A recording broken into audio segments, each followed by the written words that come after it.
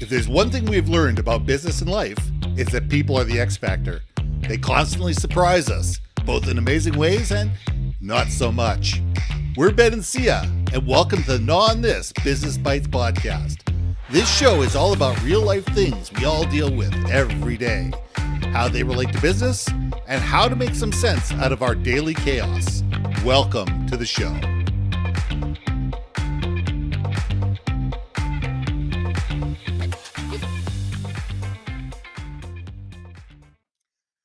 And welcome back to another episode of Gnaw on This Business Bites. I'm Ben, and this is Syya.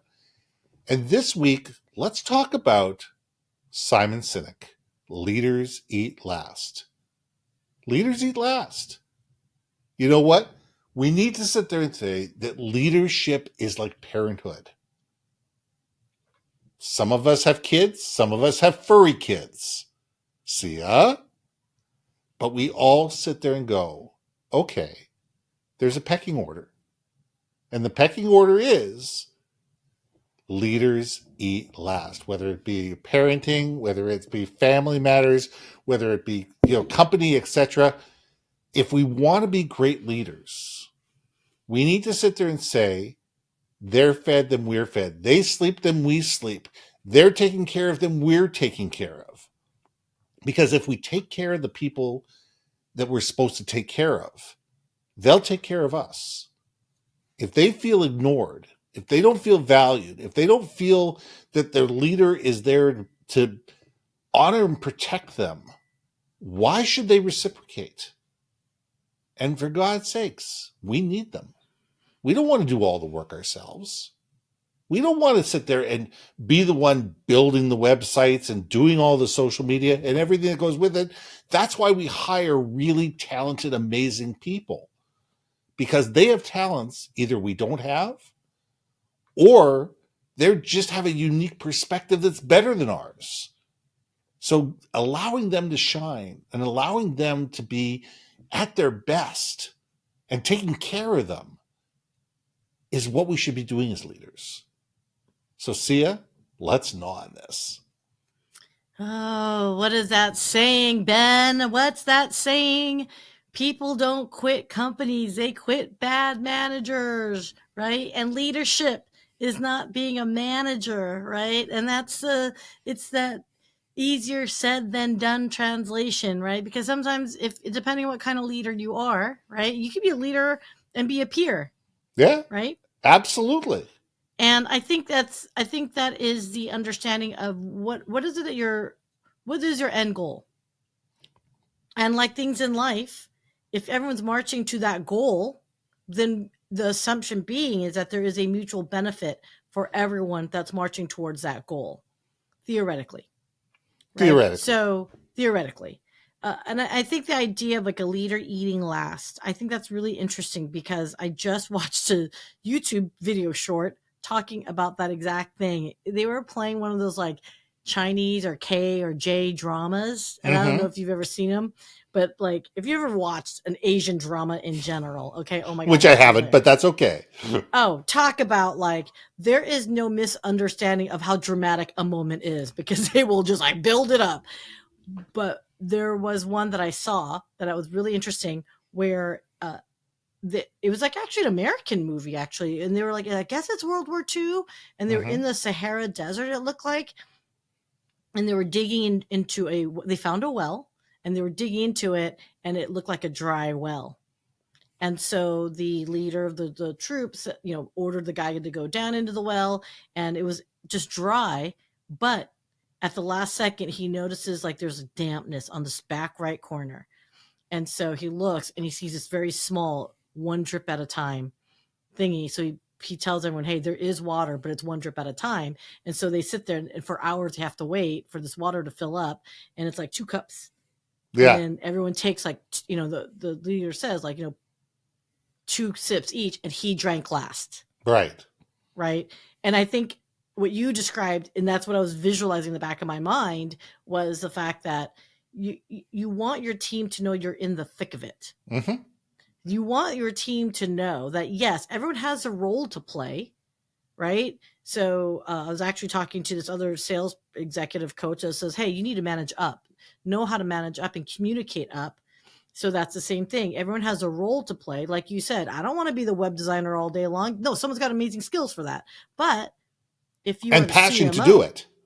and if you've got a CMO, then all they need to know is it is getting done, because they have business objectives, and you have to speak that business objective with executives in order for the team to understand how this all rolls. And so it plays a role to never knows their part, and everyone knows that they have a part, like they've got to understand the bigger picture of why they're going that end goal result. So Absolutely. again, I was being a little convoluted in my little dream because I'm still thinking of like drinking water now. But what I'm trying to say is this is, as a leader, know that you are just there to help the team execute either more efficiently, or maybe help the team effectively communicate what their progress is to the management, to be able to say, hey, different division, you're wanting A, B, C, and you still function as a buffer for your peeps. So in essence, you are eating last. So you're protecting your team from, Absolutely. and we know this, you guys, business silos will have 1,000 different demands on your team for whatever project it might be. And I'll just selfishly say it. I know my IT brethren, they would get like hammered by every segment of the business because And they they want can be to conflicting. They can be conflicting, requests. think about it. Like my cybersecurity friends, open up this, port so everyone can, like, if I'm marketing, I want you to open up every port because I want my website to be fully accessible. And you're like, from a cybersecurity side, it's like, no, I'm not opening it. No, I'm not opening that up. Oh, I've got contractors in Russia. Hell no, I'm not opening that up. Like yes. And Yes. nothing wrong with contractors out in Russia. I'm just simply saying you can't let anybody and everyone, No. you can't fit everyone's needs. And that's why I think a good leader will recognize it.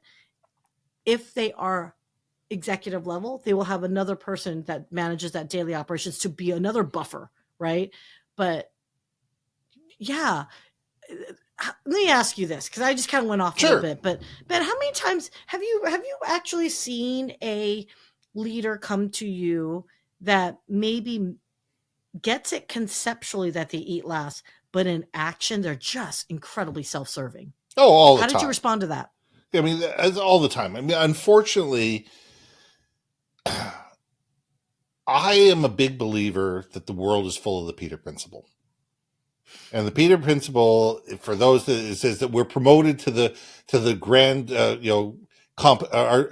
grand level of incompetence, and it's not people's faults. People that are great doers don't necessarily make good leaders. Mm-mm.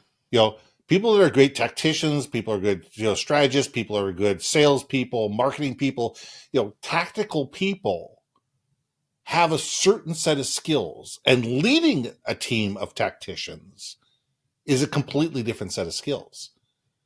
And therefore, you may have the best level of intentions. However, nobody's taught you how to lead. Nobody's taught you how to step back and look at the big picture. Nobody's taught you how to manage up, manage down, manage 360 degrees, and understand the difference that you manage process and you lead people, and you don't micromanage. And there is a lot of challenge that way, and a lot of it comes down to training, coaching, and mentoring. A lot of companies sit there and say, "Oh, Syya, you are the greatest marketing person in the world. We're going to make you the marketing manager because you've been here long enough, and we realize that if we don't promote you, you're gonna quit. So we're going to make you marketing manager." Well, what that means is one of two things. First of all, you're put on salary. So the 40 hours of overtime you were being paid time and a half or double time for, you're now being paid a salary, and you lose that. So so all of a sudden you're frustrated. All of a sudden, instead of doing all the creative work that you love to do, you're now managing process and leading people where they're doing all the creative stuff, and you're not doing the hands off, and you're stuck in meetings doing minutia stuff that you really don't want to be in. Now, there are people like myself that thrive in those situations. I love leading people. My attitude is I want to be a generalist. I want to be somebody that understands the big picture, that understand what needs to be done, goals, aspirations, objectives, challenges. How do we overcome this as a unit, as a team? How do we move forward? But a lot of people don't have that skill set because they've never been trained. They've never done the reading. They've never taken the time to do it. And a lot of companies won't invest in their new level of leaders. And therefore, these people fail and they quit and they leave. And there's a lot of frustration that goes along with that. So, yeah, the Peter Principle is alive and well and probably always will be because, we don't physically understand the differential between being a leader and being a tactician and what it needs to help people cross that chasm. It's funny that you said it earlier, which is hilarious, which is like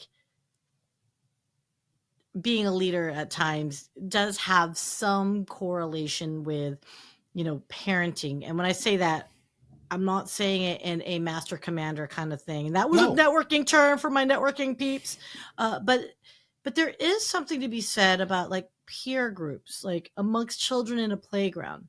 You've got kids who become natural leaders. Mm-hmm. They're the ones that will oftentimes be engaging enough, be having that warm personality enough, or cult of personality, whatever you want to call it, where they end up dictating the games that get played. There's always that 1 to 2 kids who come up with ideas, and like, so what one group was playing tag, now suddenly they're playing, capture the flag or whatever, right? Mm-hmm. Like, what do you think it is? Let's just go back to children. Like, I really want to go back to the kids. What do you think it was? Like, we're on the playground. You and I are playing on the playground, and we see a group of kids playing, and you see this happening. Like, what do you think it is that the kids naturally do, and how do you think that can be translated into adulthood?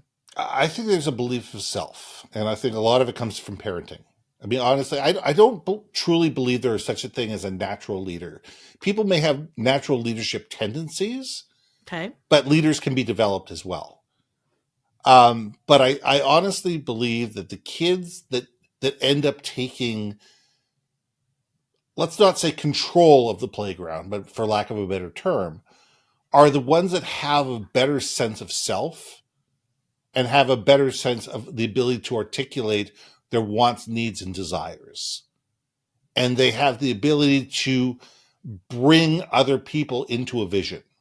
Now, when you're 6 or 7 or 8 years old, that vision is pretty, let's go play tag. Oh, okay.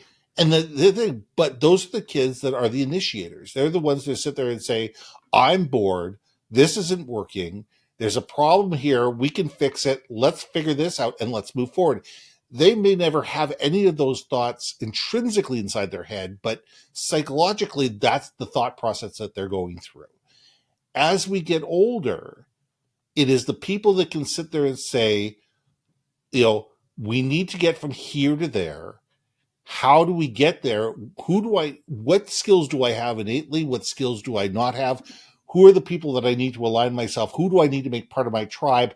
How do I make it in their best interest to move forward and be able to do that? It's the people that are naturally want to watch other people shine and people who naturally want other people to succeed by helping them succeed at the same time. There is some selfishness to this. There is always some selfishness. I mean, gratification and gratification. Hey, look, but yeah, go ahead.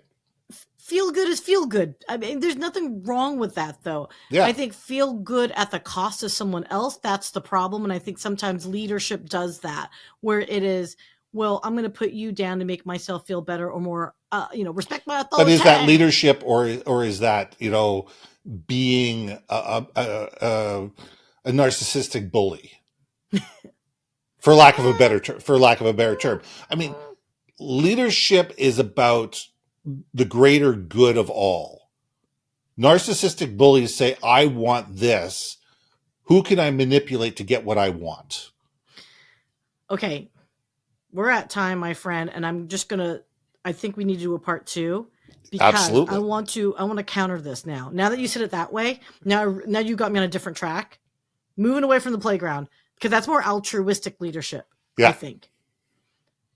Now you got me thinking, and we're going to do a cliffhanger. We're going to do There a we cliffhanger. go, because we're going to come back next week and do this. Nah, people, we're going to leave you on a cliffhanger.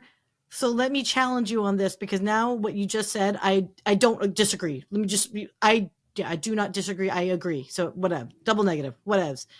But what if, my friend, and it's been known, and we've seen articles about this, the Fortune 100s, executive leadership, if you were to do and give them a personality test, they rank high on that narcissistic psychotic scale.